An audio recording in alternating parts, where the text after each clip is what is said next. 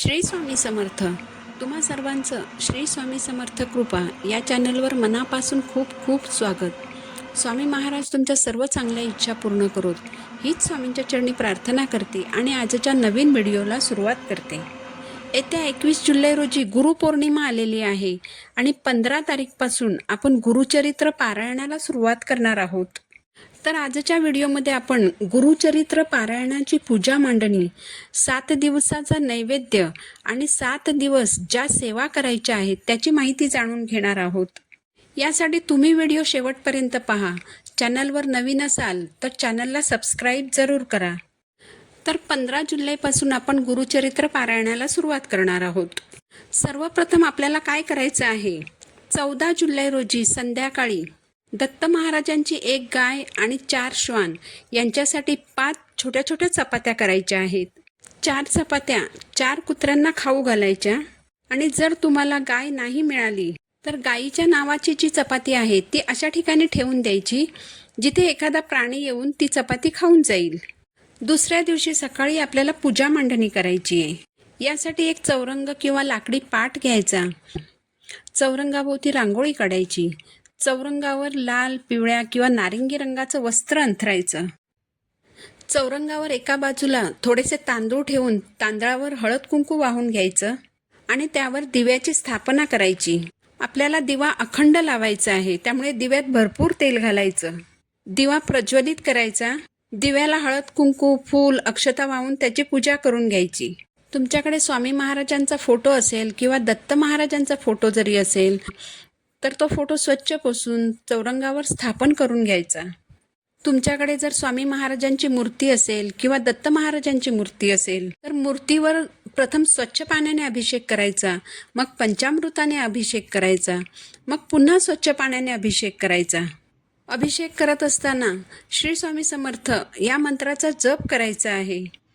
अभिषेकानंतर मूर्ती कोरड्या कपड्याने स्वच्छ पुसून मूर्तीची चौरंगावर स्थापना करून घ्यायची.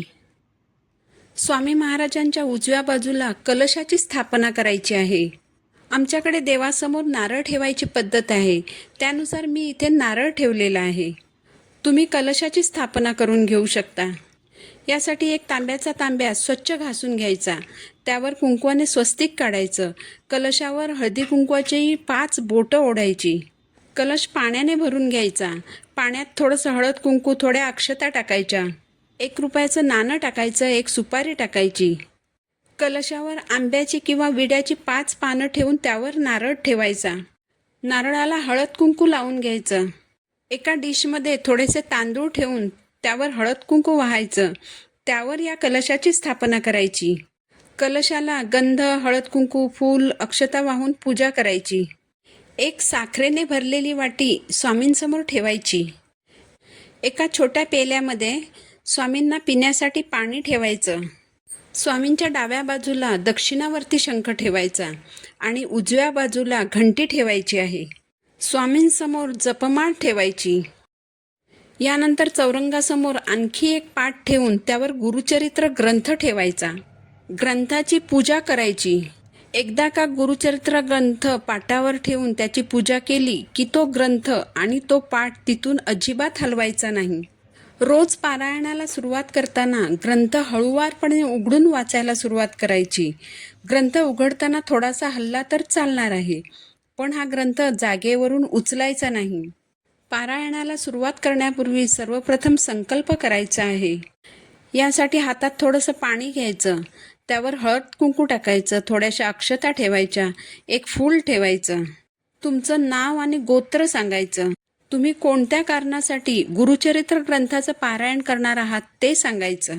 आणि ही सेवा माझ्याकडून निर्विघ्नपणे पार पाडून घ्या अशी महाराजांना विनंती करायची. त्यानंतर ते पाणी ताम्हनात सोडून द्यायचं. नंतर ते पाणी तुम्ही तुळस सोडून इतर कोणत्याही झाडाला घालू शकता. पारायण करताना गुरुचरित्र ग्रंथातील किती अध्याय रोज वाचायचे आहेत हे त्या ग्रंथातील या पानावरच दिलेलं आहे. त्यानुसारच आपल्याला अध्यायांचं पठण करायचं आहे.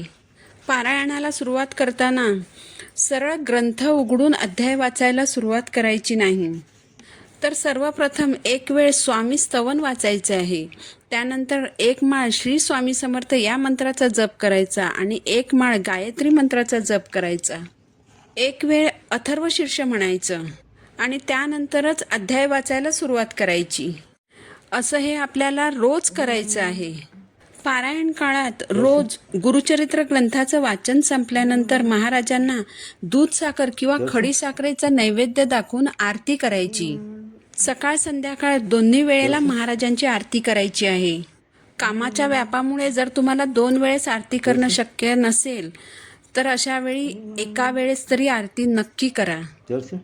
आता पारायणाच्या सप्ताहात महाराजांना नैवेद्य कोणता दाखवायचा, तर पारायण काळात ज्या दिवशी जी काही तुम्ही भाजी चपाती खाणार आहात त्याच भाजी चपातीचा नैवेद्य महाराजांना दाखवायचा आहे.